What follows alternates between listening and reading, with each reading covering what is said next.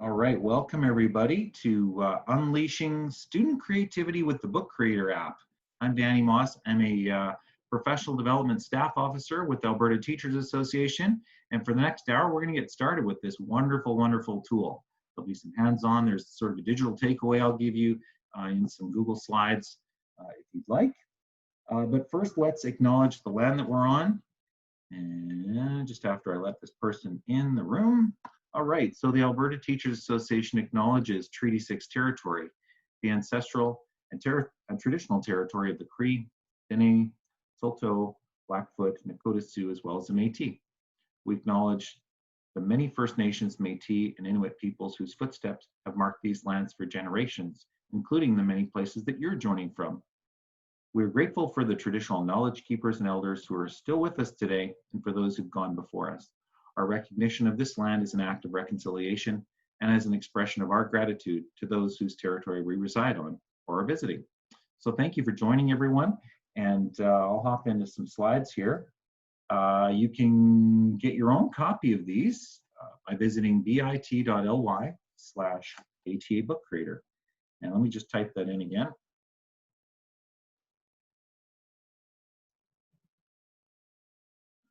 So for those of you who've been in Zoom before, there's been some upgrades. So that should be hyperlinking for you, but you can now actually, if you see something that somebody else has typed, maybe it's an idea, a website, a link, you can highlight words and right click and copy now from the group chat. Isn't that nice?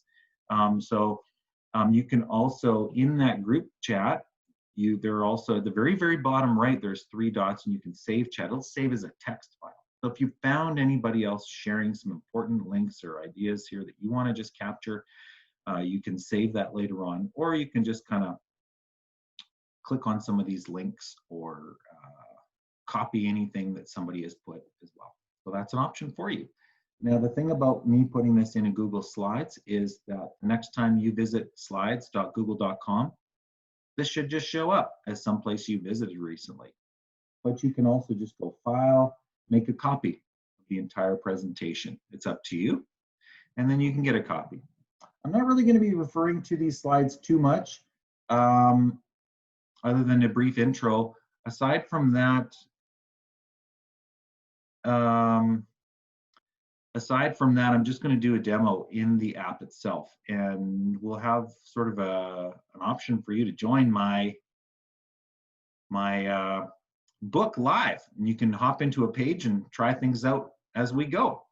Okay, so before we go any further, got a little bit of information there about myself on Twitter. We've got an ATA Twitter as well. We've got ATA Facebook.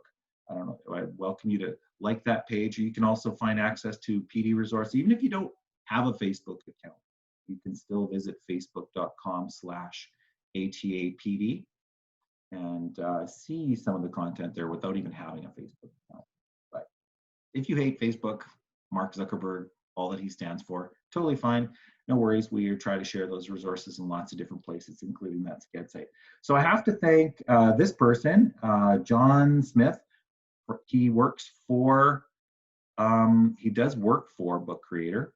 And in fact, yeah, no, these slides, I have to give credit to Book Creator. They actually even offer in their resources section a whole slide deck, which I've modified very, very little. And so thank you to Book Creator for all of these resources. Thank you to John Smith, who may be the person who created these resources. He's a Twitter user at the iPod Teacher. And I actually took part in a webinar of his this morning about Book Creator, getting started with Book Creator. So I've got all the latest information and how he put the content in there. So yeah, so I have to give him some props. So we're going to take a look at Book Creator itself. There's lots of great features. It is really, really a handy tool. And when we think about what is the value for students, honestly, it'll be good for you to learn how to use this tool, but what you'll find with kids is you can just turn them loose on this and they will just soak it up.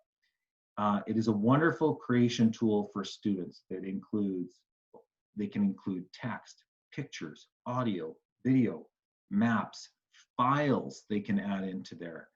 They can record their voice, they can record their video. They can take a picture from their device. They can embed content from loads of different places. It's a wonderful creation tool. And we know through scientific research and in cognitive science that every time you think about what you have learned and or explain what you're thinking and elaborate on that, it helps deepen that knowledge. And so this is a wonderful tool for students to use. It's also a lot of fun. And from the teacher standpoint, if you are looking for something, maybe you've tried out Google Slides or PowerPoint or various tools, but you're looking for something that's a little beefier in terms of creating some multimedia learning resources for students, this might be a really handy tool for you, because nobody has the time necessarily to develop a great deal of expertise on the fly with these tools. But I think what you'll find here is it's quite easy. It takes a little bit of getting used to, where's this particular menu, or how do I find that? And we'll cover some of that today. We'll try some of it today, but I think what you'll find is very, very powerful. For example, Google Slides, you may wish to record your voice. And while there is a new audio feature in Google Slides, the recording audio or recording video isn't built into the tool like it is here. So if you want some stuff so you can create some powerful materials for students for learning in lieu of you actually being there with them, this might be a really great tool for you. So in short, I'll just, before I hop into the actual tools themselves, and you can feel free to look through these slides if you wish to, but there are two different platforms for Book Creator. One is right through your web browser, and it works best in Chrome or Firefox. I have used the new Edge browser, which has been updated, and it works fine. Let's see, is anybody else having a hard time hearing me? Crystal has mentioned that my mic is not coming in super loud. Okay, some people are. Yes, I'm having trouble. Okay, a couple of people. Let's see. I will just make sure that my mic volume is, I'm going to just make it a little bit larger. I'm not going to adjust it. I will manually drag it. How's that? Is that too loud now? Is that a little bit better for anyone? Okay, what you can also do better? Okay, okay, wonderful. Okay, good to hear. Thank you for that feedback. By the way, you can adjust your own audio settings by hovering over the mic button in your Zoom, and there's a little arrow. You can hit the down arrow and go to audio settings or test speaker and microphone, but thanks for that feedback. I will even adjust it a little bit higher. Hopefully that's not too feedbacky. And if it does get a little too crazy, you can just tell me and I'll lower it. Okay, so before we hop into a demo and learn how to use this tool ourselves, it's important to point out that you can create on a web browser fully or through an iPad app, but the two do not talk to one another. Okay, so you can use an iPad app where you can create fully, or you can use your web browser, but the two environments at this point in time do not talk to one another. So you can't switch from one to the other. So ideally, you want all of, if it's students working in this, they would be choosing one or the other. And that whole collaboration feature we'll look at, it's going to work on your web browser. Okay, so just an important distinction there. All right, so I'm going to hop right into Book Creator here, and the best way for you to get started here is just to go to app.bookcreator.com. So you can visit bookcreator.com and it'll have resources and things like that, but to actually start creating, you'll see a sign in button there. It'll be app.bookcreator.com. Now, I'm going to point this out fairly quickly, and I will try not to go too fast. But what I will say before you sign in, I want to just remind you that what you'll see here is a student sign in or a teacher sign in. I want to encourage you to notice this. Make sure you're signing in with the teacher sign in. Okay? And if you accidentally had signed in with the student sign in, just sign out, sign back in with the teacher sign in. We want to also remind students, if you ever do a live demo through one of your live videos you're doing with students or anything like that, if you're Screencastify to do a little recording for kids to how to get started. Make sure and tell them to sign in through the student sign-in only. Okay, that's an important one. So we're going to go to the teacher sign-in. If you are in a Google or a Microsoft Office environment or Clever, you have those options. I'm going to sign in with Google, but you fill your boots with whatever you choose. You can even just create a standalone account with your email, but I'm going to go with Google just because I find it to be quite easy and it connects my stuff. There is a connection as well. Once you sign in with Google, you can import files and things from your Google Drive. So that's super useful. All right, so you might be in your own library when you sign in. Is anybody here planning on kind of trying this stuff as we go? If so, you may need another moment of time to sign in. Where it may take you is just sort of a default library, or it might ask you, it might prompt you. I don't quite remember when you first joined the first time. All right. So when you get in there, what's important to note is that with the free account, you get a private library, but you get one kind of shared library. It's very easy to bring students into your library. And in fact, in a very short time, I'm going to bring you in. Now I see Crystal has her hand raised. Crystal, did you want to unmute or ask anything? Or was that an accident? Okay, oops, hand is down. All right, great. Oh, you were just indicating that you were going to try it. Thank you. So I'm hoping that me just talking about this and stalling for a little bit, it's given you the time you need to do the sign-in piece through Google or Microsoft or Clever. I tried to sign in with my Microsoft account and it didn't work properly, but I have extra restrictions on my ATA Microsoft account. So maybe that's why, but with Google, it was easy peasy. So again, with the free account, it gives you your own library plus one shared library. You will also have the option of joining other people's libraries, which I'm going to invite you to do in a moment. If you want to pay, if your school division or your school or you as an individual wish to pay for a paid account, you can have more libraries, okay? But that basically gives you one library of 40 books, okay? And we'll talk a little bit later about how we can get kids to collaborate or kids to make their own books, and we can put them together in one big book, then it just counts as one book. And then you can make more. So there are lots of options in that regard. And so I will just guide you. Now that you've come in here, you can go back and forth to different libraries. There's a little, where you call it a pancake stack or hamburger menu. These three lines in the upper left corner will take you back to your libraries. It will also take you to a resources page. There are so many ideas that they have. You can sort it by age level. You can sort it by subject. There are also a ton of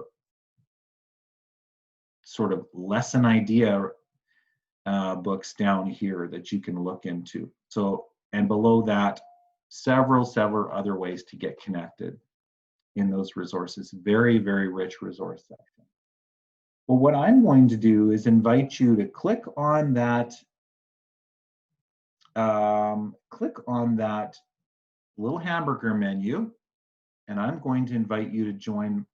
You're going to go join a library down here, and you'll click on that and you'll be prompted for a code, okay? Now my code that I'd like to invite you into my library is this, and I'll copy it as well and put it in the group chat.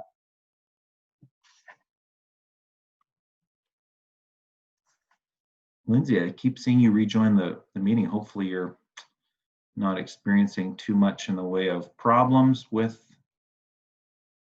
the technology. Getting kicked out. Oh yeah, darn it. That's a pain. So if you wish to, you can, now, as people are joining this, so just for people who weren't sure, if you click on that little hamburger menu, if you're trying this out with us, click on that little hamburger menu, choose join a library, and then it'll give you a place for a code. And that code, once again, for my library was right in here. It says show the invite code. I put it in the group chat, 6HSLMTH. Okay. Now, if you prefer not to do that, you can just create a new book of your own in your own library if you don't want to join mine. But what I'm going to guide you towards is this one. And before I invite you to join this book, I'm going to show you a very cool feature. Once you're in your own library, you have 3 options down at the bottom. You can read a book that's been created. You've got this library book options on to your left, which, by the way, if you want to make a copy of any of my books, now I got this one from John, the guy I was telling you about, this big book creator activity book. So let's say you want to make a copy of that in your own book. You can just choose copy book, and it will give you an option to then put that book in your own library. So if you want some ideas there, you're welcome to do that, okay? But you'll see a couple of other features there we'll get to a little bit later. For example, deleting books or combining books. Remember, you can only have 40 books at one time. So if your students are creating and sharing books that they are creating into your library, the 40 might fill up pretty quickly. And so at a certain point, you can combine books. You can combine those 40 into one big book, then delete the individual books or remove them from there. And now you've just got one book, and you've got 39 more to go on your free account. But for our purposes today, I'm going to show you a feature called Collaborate, okay? And so on any particular book that you have, if you want to allow students to, for example, create a page in there on the fly at one time, instead of having everybody work on their own and combining them, you can turn on this Collaborate feature. And the first time you do it's on your own, I'm just going to hit start collaboration, okay? But you'll see the little collaborate sign up there. But the first time you do this on your own, you'll be prompted to, normally they give you a 14-day free trial of this whole collaborate feature. But due to our COVID times, they have extended that 90 days. So that's pretty cool. So to jump into a book and start creating, you should now see the option. If you're in my library, you should see the option to just jump into that book. Just click on right in the center of that book, be able to edit. Now, I have just pointed out once I'm in this book, I'm going to hit pages here. It shows a whole bunch of small versions of the pages. I have 40 other pages. I invite you to jump into any one of them. I don't know if all 59 of you are going to do this, but I've created 40 for now. And so don't choose page 2. That's why I put my name on it. But you can choose any other page to go to. And if you're worried that some other people might be on some of those pages, has anybody joined me in this book here? I'm not seeing anybody live in this book yet. Does anybody need that? If you want to just hop into your own new book, that is totally fine. But you can also, if you wish to, hop into this particular book with me. Did anybody need that join code again or anything like that? Is anybody joining in this book with me? It's totally up to you. So basically, you can have people working at the same time in a book. Now, can people delete each other's stuff? Can they mess each other's stuff up? Yes. Okay, there we go. I can see some people here. We can, on slide 4 or book page 4, we have 3 people on that page. So Either Nicole, Tiffany, or Daniel, one of you might want to choose a different one. I see 3 or 4 people on number 5. So again, you might want to just scroll through. There are a couple of people on page 6.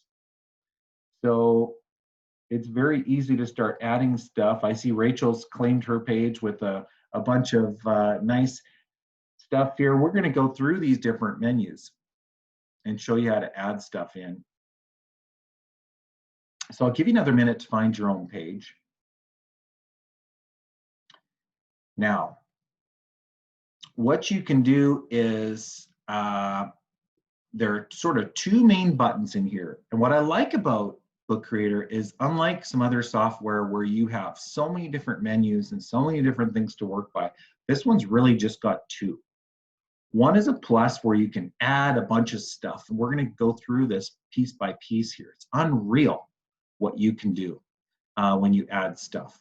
And the other is an I button. So if you don't have anything on your page, this sort of it's called the inspector tool. But what I like about it is, whatever you're working on, that menu will update and change itself. So for example, I added some text, and when I select that text and I now hit this I menu, this inspector menu, now I've got a specific menu just for that piece of text. I can change the color, the font, all sorts of stuff with that text thing.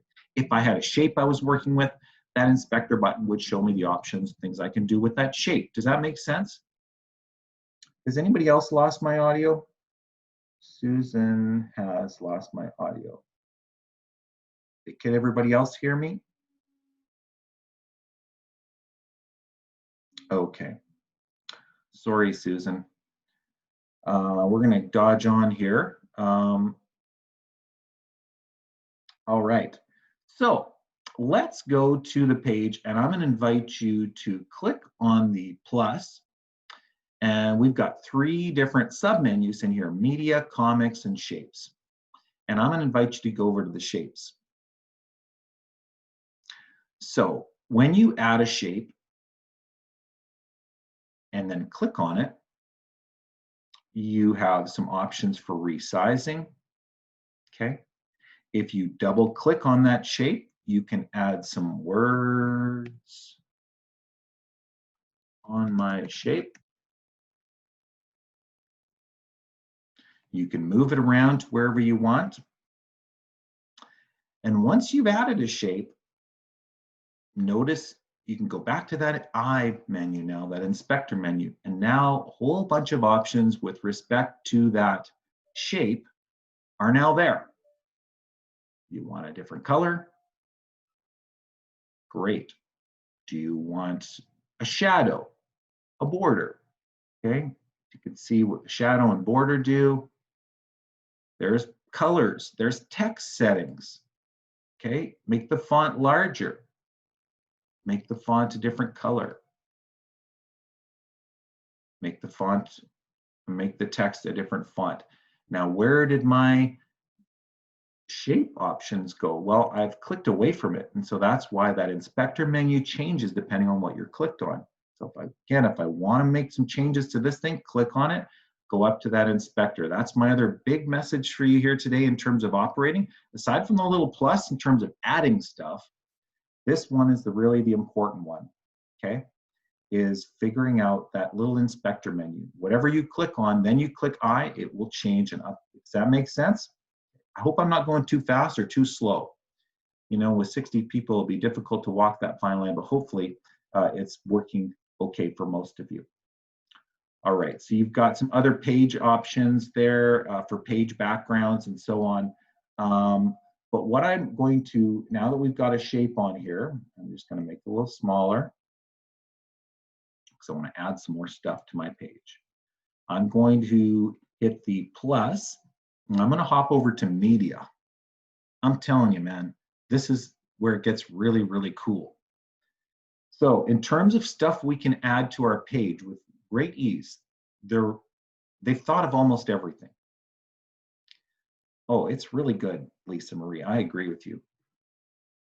And to me, it really walks that fine line of being easy enough to learn, but also very, very powerful. Sometimes stuff that's really powerful, Photoshop is super, super powerful, but to learn it, oh my gosh, you need a lot of skill. This is just walks that fine line nicely. So I'm going to start off with the plus, clicked away on everything. I've got plus, media. Now let's try import. Look at all the stuff you can import. This brings up a menu. This alone would be ample, okay?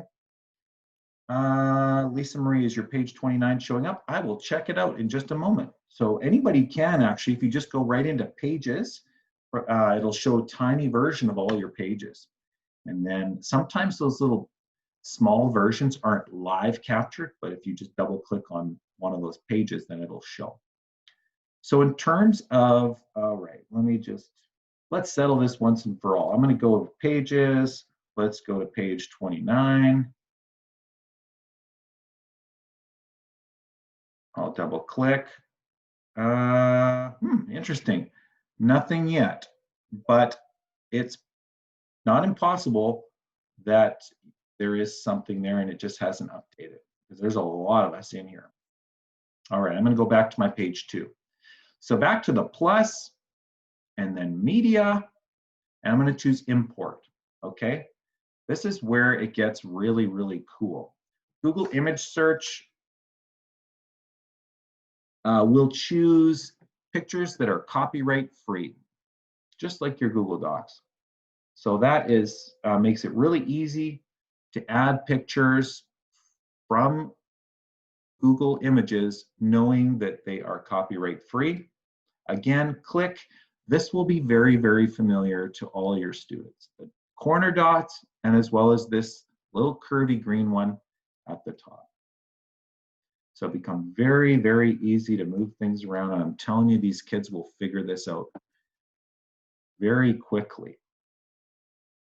So if I go back into insert media, the little plus, media import again. So I've got images. Check it out. You can insert a map.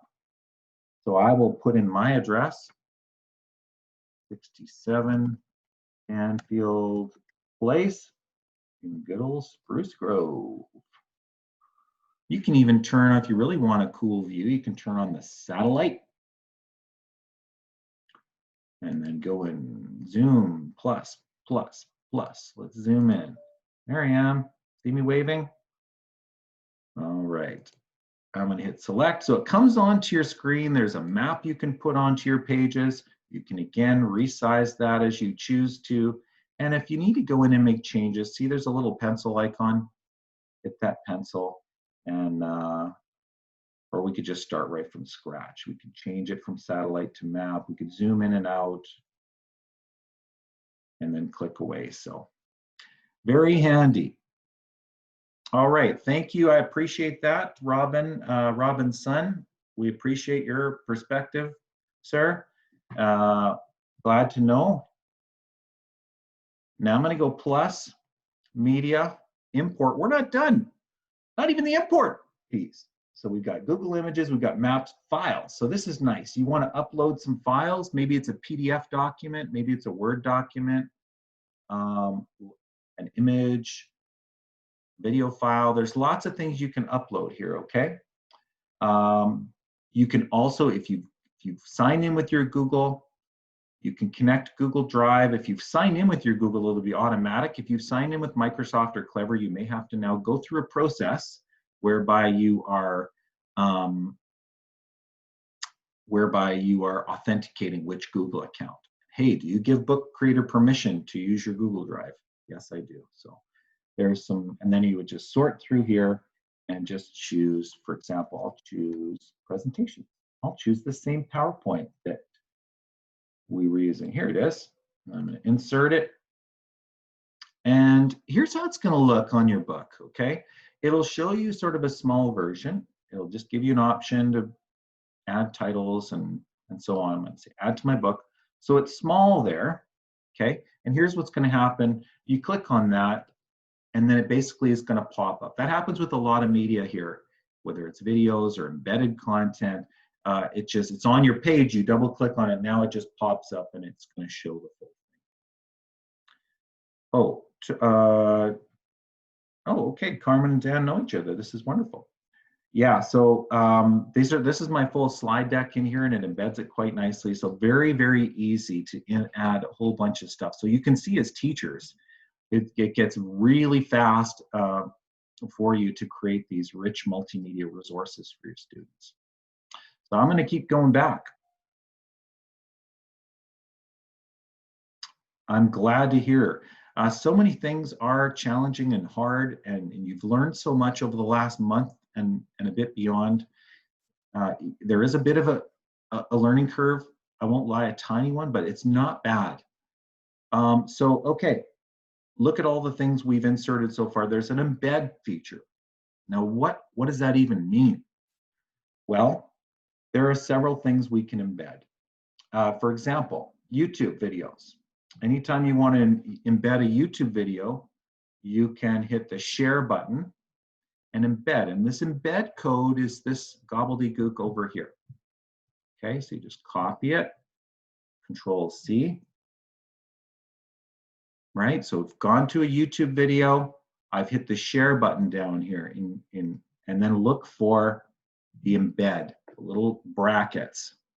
Okay, that'll give you some code to copy. Back in my book, I go down here to this little place where it's between these blue lines, and I'm going to Control V to paste. Confirm web link. Yes, do I want that? Yes, I do. And there it is. There's my YouTube. By the way, if you haven't seen, anybody seen this video? This is a teacher. It's a music teacher, and she wrote a song commemorating her experience with remote learning. I'm going to play it for you. Hey, so as some of you guys might know, I'm a music teacher, and I found that one of the best ways that I can process the whole transition to online learning and teaching is to write a song. So I wrote a song. I'd like to share that with you guys now. Here we go.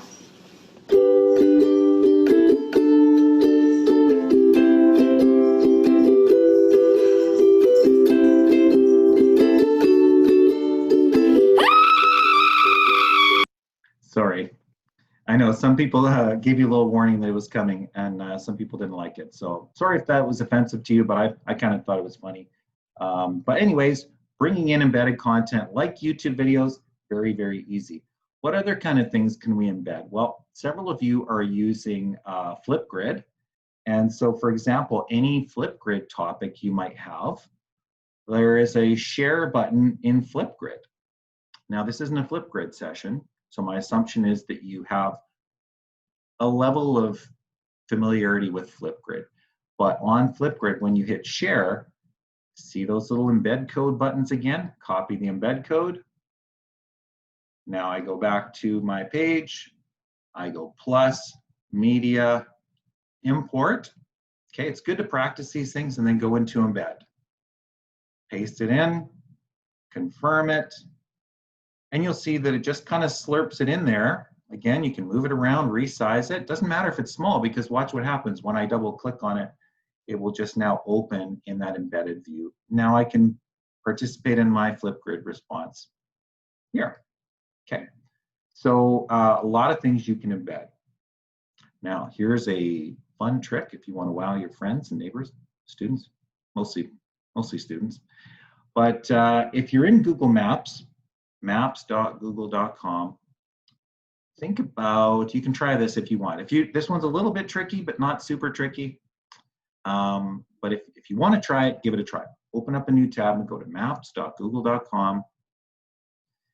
And let's choose, somebody type in the group chat, what's one major city that you wish you could go to right now?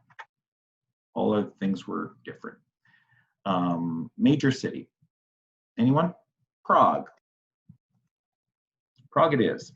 All right. Okay, so on Google Maps, there are a whole bunch of photos. You'll scroll down, there are photos.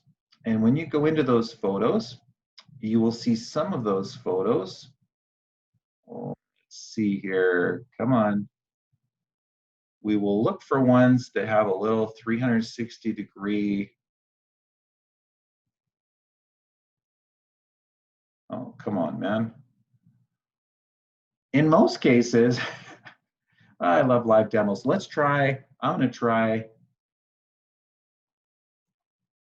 Eiffel Tower.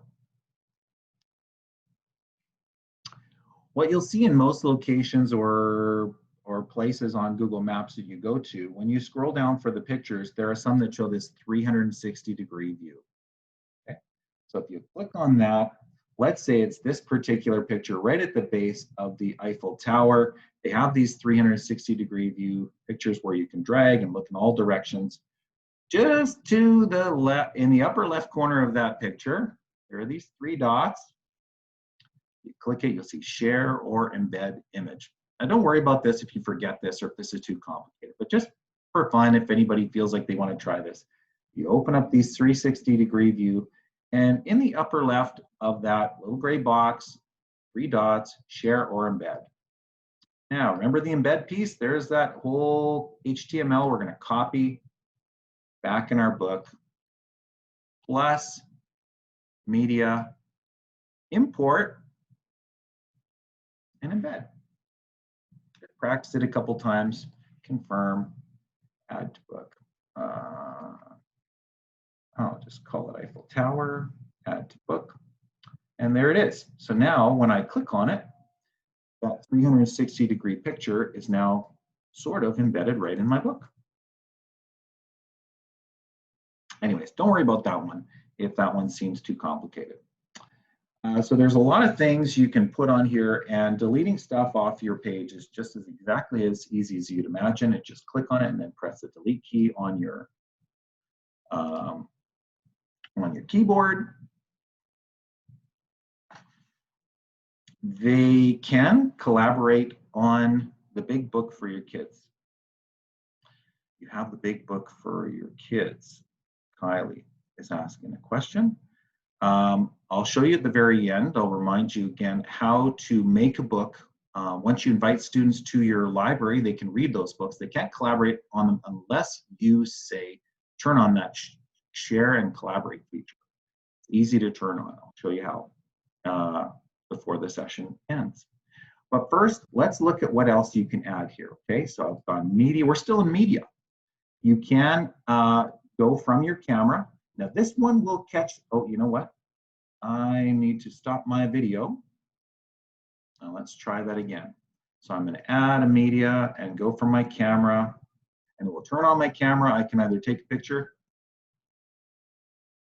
all right, or I can even record video. And when I choose record video, give me a countdown, 3, 2, 1. Hello, this is my video. I'm recording right from my webcam and putting it into my book. Now, for those of you, you can watch it back if you want, or you can just use it. Now, for those of you who have your camera on, you're not going to be able to use your camera twice. So Wendy, your webcam is on, so you probably won't be able to act. You'll get an error message when trying to use the camera in Book Creator, because if you choose this, there you go, if you choose the stop video button, then you'll be able to use your camera. Now, occasionally, people get caught up. When I tried to use my camera yesterday, for whatever reason, it was giving me an error. Cannot access your camera. If that happens to you, in your app.bookcreator.com, see where this little lock is right here? Just click on that and go to Site Settings. Go into Site Settings. Now mine is working, okay? Camera and mic. But go into Site Settings. It'll open up a new tab. And then you're going to choose for camera allow, microphone allow. All right, that's if you're having problems with the error message. So I'm going to just, this video is still processing, so I'm just going to delete it for now, but it does work. I want to show you more things you can add to your page. We're still in the media tab. This one is super exciting, actually, the pen. Now you might think to yourself, good Lord, this is not going to be easy. How am I going to be able to draw something? Well, yes, you can use, as soon as you start drawing with ink, you'll see some different options up there for colors. Okay. Check it out, Magic Ink. Doesn't it remind you of your smart boards? Right? I'm going to undo. We have an eraser there. We have a little fill tool, and look at emojis. So we can add some fun. Hopefully it won't be too distracting for your students, okay? They're probably going to need to get this out of their system for trying this out. You can even search for those emojis if you wish to. But the one thing I wanted you to notice in terms of the different types of pens, we've got a couple of different pens. Now check out this one. If you're in the pens right now, select the little pen guy here and go down to auto, okay? If you haven't done this, I'll just start from scratch here. You won't believe this. I'm gonna go plus media, pen, and then choose auto. Watch this. Let's say I wanted to draw a wheel. Well, heaven's sakes, how am I gonna draw a wheel? All right, so I'm starting to draw a wheel. Now look at the top of your page. It's guessing. I believe this is a feature that Google had, Google's auto draw. And as I start adding more detail to my, now look at how it's narrowing this down. I don't know if the auto draw features are in the iPad app. That's one thing I'm not sure of, Kylie. I think so. So now I'm going to start to draw some spokes. As I start to draw some more spokes, well, it thinks it might be, there we go. Turn it into a wheel. Very nice, right? How about an orange wheel? Okay, great. I'm going to close the auto draw thing. How about an orange wheel filled with, let's fill it with grass color fill. Okay, so what you can see here is it becomes very, very easy. Can you mask the books instead of one at a time? Not that I'm aware of, Kylie. How do you delete a pen drawing? All right, well, if you have your drawing in there, you can just select it and then select the delete key. What you can alternatively do, if you're on the fly with a pen, and let's say you're going freehand, there is sort of an undo button here, okay? So there are a couple of options. Is it possible to add in a GIF image? That's a good question. What you can try is if you have it saved, but what we can also try to do is if we add in media import, that's where we get our Google image search, we can choose just add the word GIF to the end, dog GIF. Now, any type, let's see what our options are. No, it doesn't really give an option in here for animation. So let's see if this works. I don't know if it's going to be honest, with animated GIFs. So Carol, how do we delete a pen drawing? Is that still a question? Or did you have the answer to that? So it's coming in here right now. It's taking a little bit. So we are waiting in anxious suspense to know whether we can bring in animated GIFs. All right, wonderful, Carol. So our time is fairly limited. We have 10 more minutes left. So I'm gonna just show you a couple more pieces here, okay? Under the media. You can obviously add text, and the text becomes very easy to add. We've got a few options there. You can do things like hyperlink. All right, this is a feature. So if I wanted to say,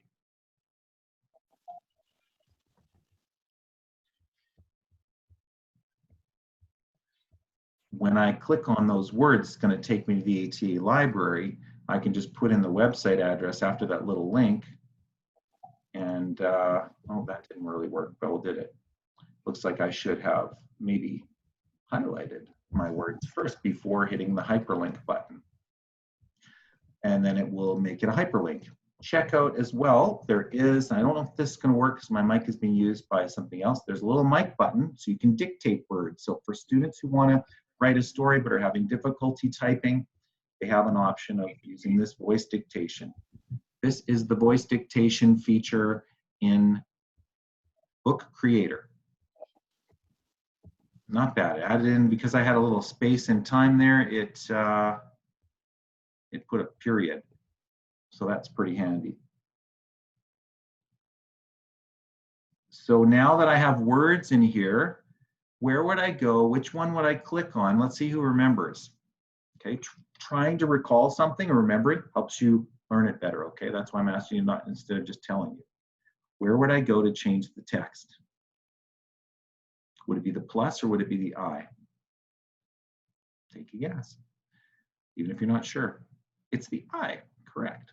Now I can go, I can change the size, I can change the font, the color, all of it. Move stuff back into the front, etc.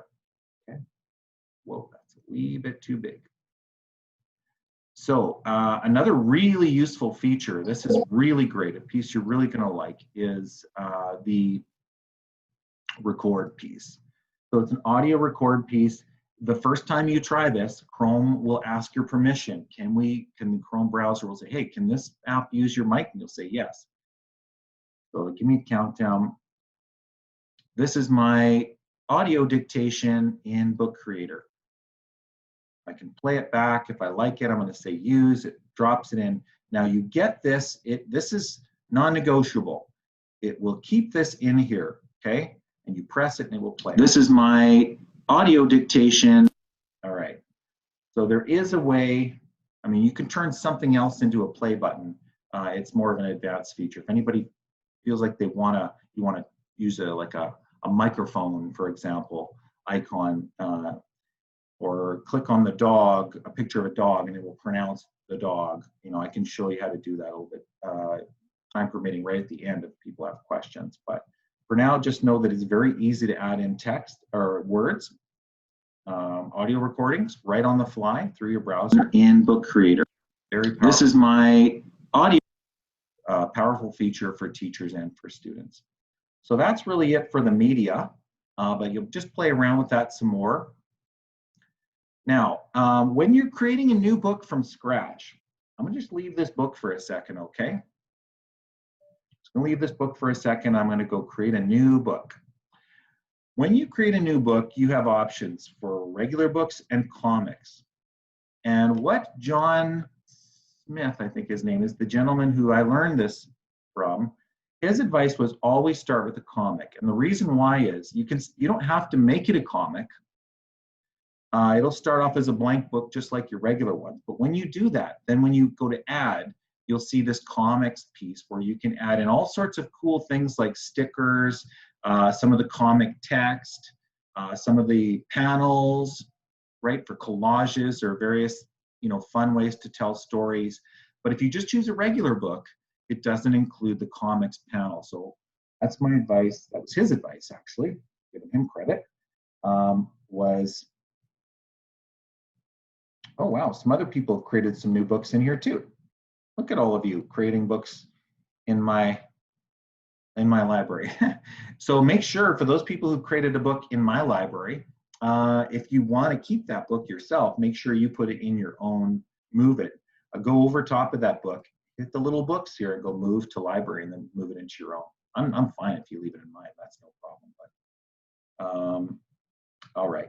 So yeah, you've got a lot of options there with the comics panels, okay? And then the one thing to note though is if you wanted a picture, I'm just going to delete some of my other stuff here so I can focus on these panels. If you wanted a picture just to take a certain panel, once I click on that panel, you see how this lets me take a picture or find a picture? Okay, just jumps right into here. So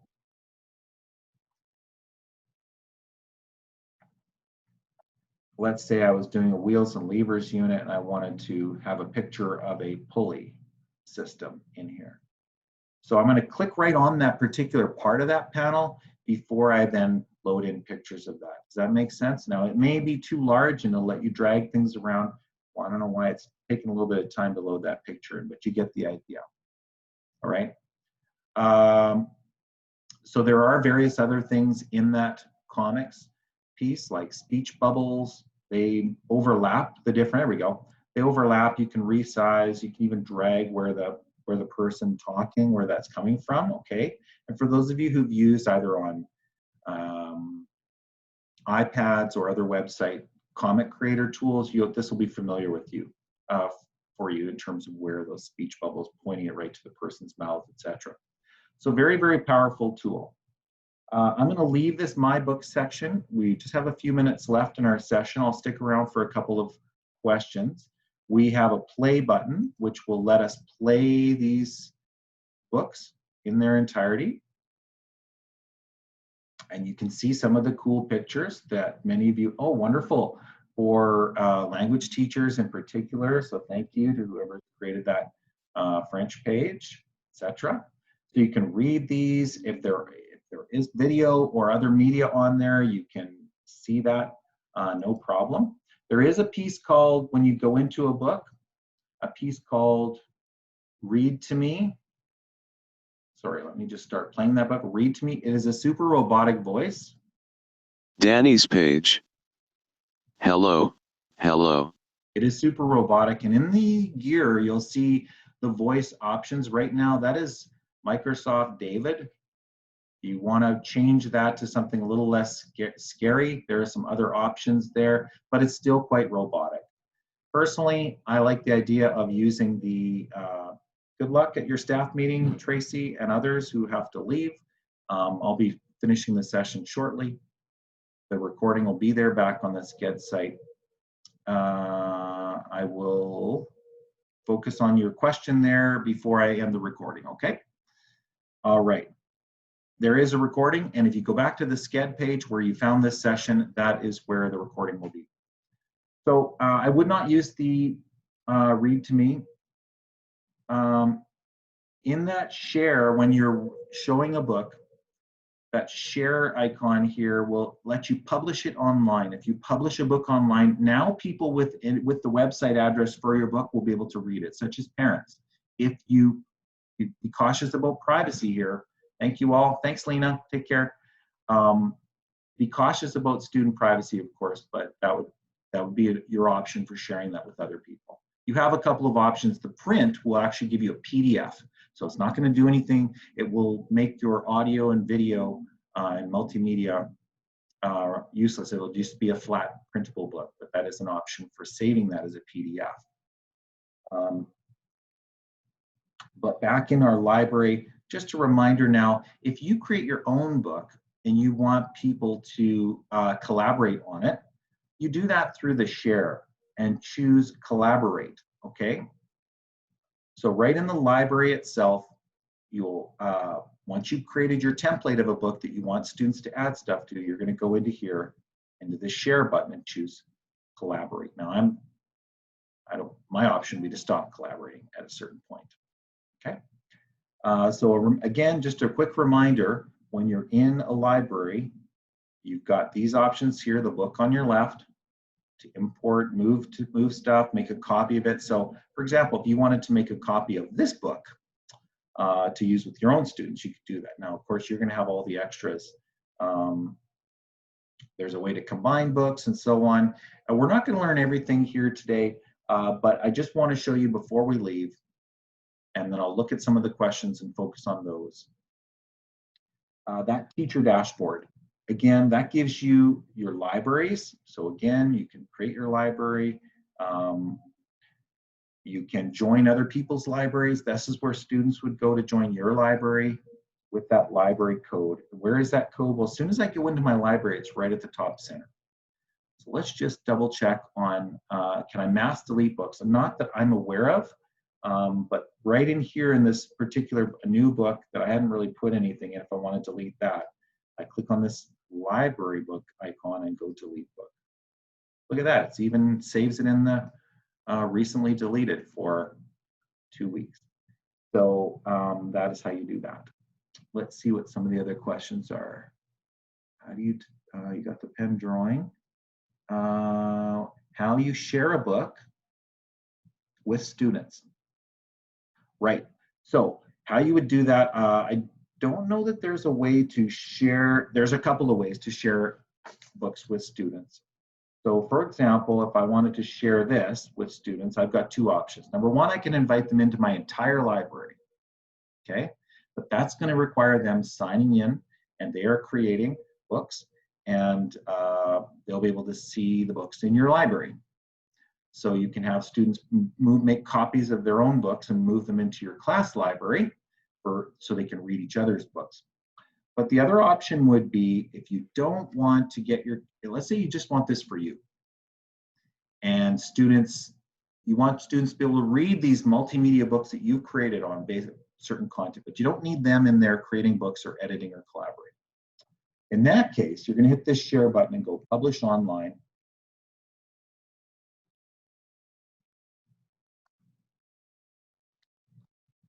Give it a name. Go publish book. Once it's been published, all right, you can choose this read online button. Now it's going to give you this read.bookcreator.com. So if I shared that now, look at this. This is a little bit different. This is my published book now. You don't have to publish a book. You can keep them private. In fact, I encourage you to. But if there was something you just wanted to share freely and openly with anybody with the link, now look at what my share options are. See, there's a share to Google Classroom. It's just going to put the link to this book in here. But really all it is this link right here, that read.bookcreator.com. You just copy it. Okay, that's it. That's a published link.